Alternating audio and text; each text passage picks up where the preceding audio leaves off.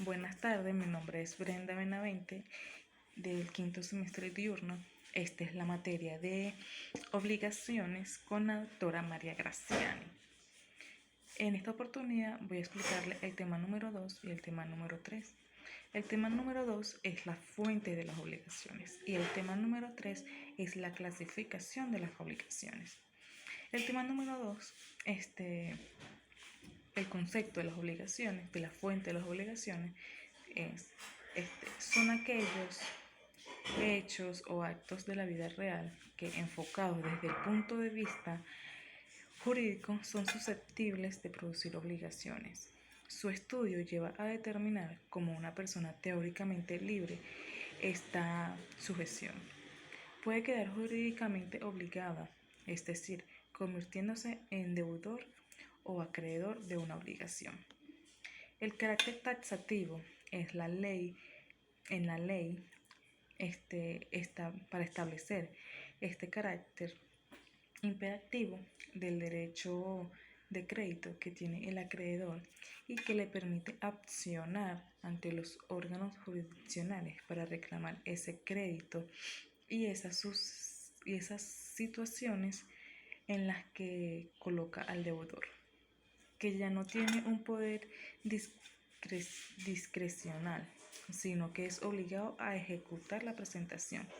La ley, para reconocerlo, establece unos parámetros porque no puede dejar al azar a un ejercicio de interpretación. Por ello es que la fuente de las obligaciones son taxativas, porque la obligación establece cuáles son una por una, y cuando la ley las establece, lo hace fijado los supuestos de hecho de que es que lo pudiera generar una obligación. La clasificación de las fuentes es romana, la primera. Se denomina así a las primeras clasificaciones efectuadas para la doctrina hasta la aparición del Código de Napoleón en 1804, que fue el primero en promulgarse, entendiendo por tal la contemplada en la Instituta de Justiniano, el contrato, el delito, el cuasicontrato y la clasificación de Potter. La B, el Código napoleónico. Son las clasificaciones de las doctrinas modernas o clasificaciones modernas. Se denominan así las clasificaciones efectuadas en el siglo XIX. Ellas coinciden con las tendencias sistematizadoras del derecho como método de estudio e investigación para reemplazar el sistema exegético. José Herat distingue 4 grandes fuentes, a saber: los actos jurídicos, que se subdividen a su vez en contratos, actos jurídicos plurilaterales, y B, actos jurídicos unilaterales, en donde coloca la manifestación de voluntad unilateral y la gestión de negocios. Los actos ilícitos comprenden los antiguos delitos y cuasidelitos. Es la fuente que genera todas las obligaciones derivadas de un enriquecimiento injusto y del pago de lo indebido. La D. Sabatier observó que algunas de las obligaciones eran voluntarias y que la gente se obligaba simplemente porque quería. Lo hacía de forma voluntaria sin que nadie la obligara. En el Código Civil venezolano, el contrato, estaremos hablando sobre el contrato, la gestión de negocios, el pago de lo indebido, el enriquecimiento, el hecho ilícito, y lo vamos a investigar en nuestro Código Civil. El contrato ilícito se establece en el artículo 1133.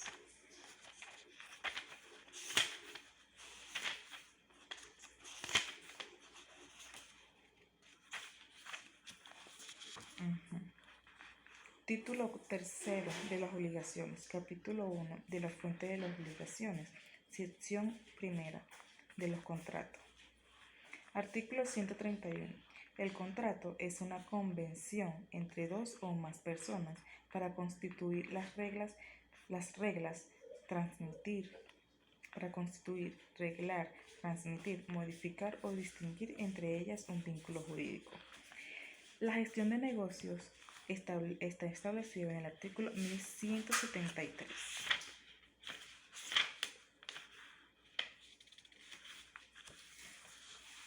Sección segunda de la gestión de negocios. Artículo 1173.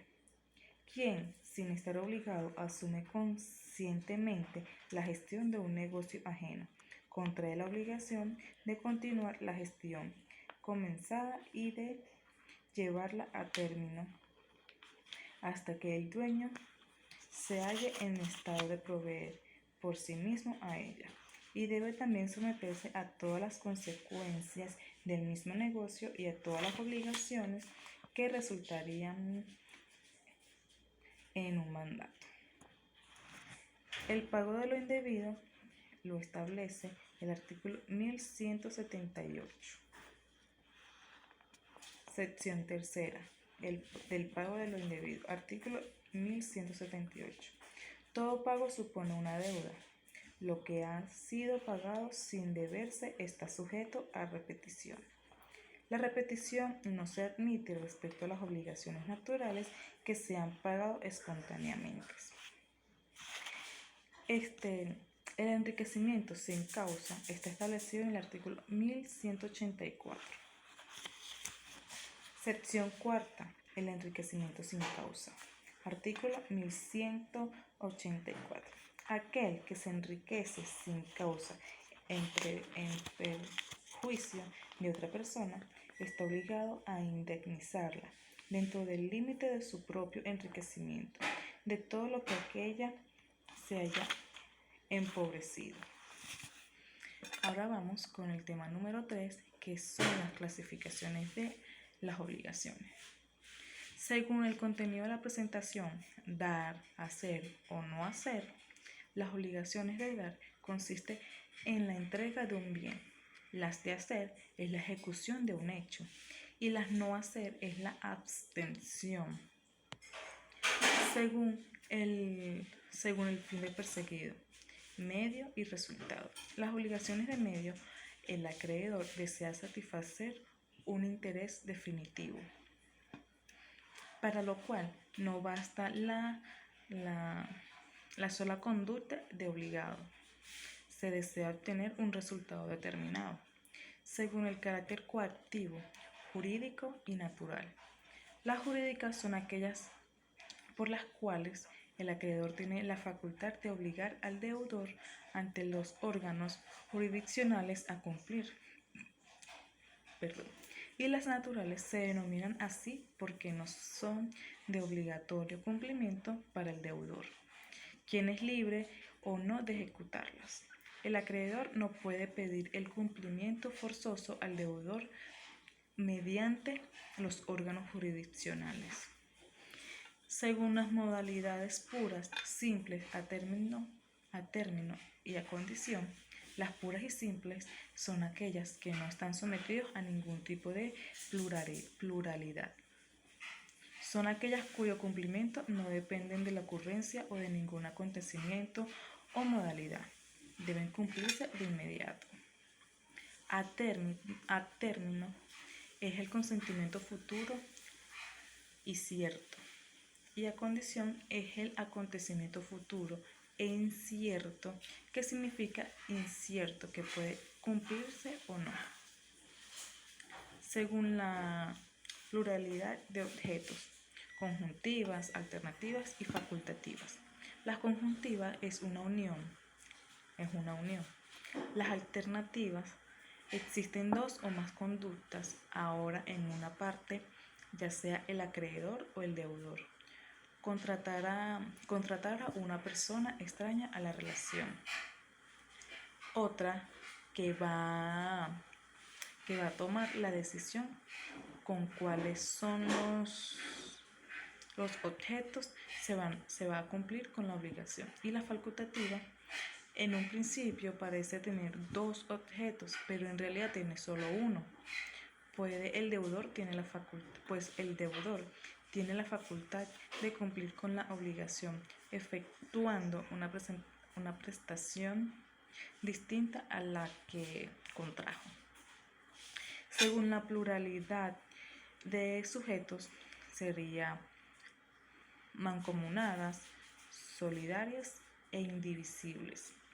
Las mancomunadas son aquellas en las cuales existen varios acreedores o varios deudores, y la prestación se divide entre los varios sujetos integrantes de la relación obligatoria. Las solidarias es cuando varios deudores están obligados a una misma cosa, de modo que a cada una de ellas puede ser constreñido al pago de la totalidad, y el pago de hechos por uno solo de ellos liberta a los otros deudores frente al acreedor pagado. Y las indivisibles son aquellas en las cuales su objeto no puede dividirse en partes o no es susceptible, en las cuales no pueden ser susceptibles de ejecutarse en partes. Según las fuentes, las contractuales y las extracontractuales. Las contractuales son aquellas obligaciones que se generan del contrato, y las extracontractuales son aquellas obligaciones que se generan de fuentes diferentes de negocios. Gracias por esta. Gracias.